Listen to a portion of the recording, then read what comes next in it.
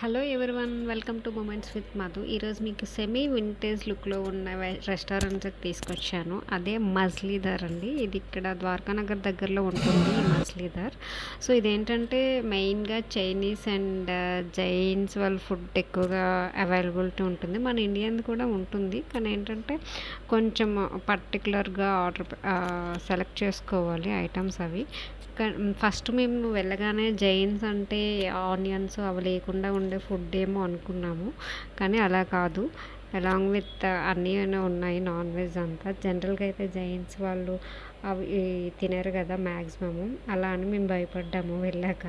కానీ అలా అయితే ఏమీ లేదు, నార్మల్ మన ఇండియన్ ఫుడ్లోనే ఉంది. ఇక్కడ ఫేమస్ వచ్చి చైనీస్ అని చెప్పారు.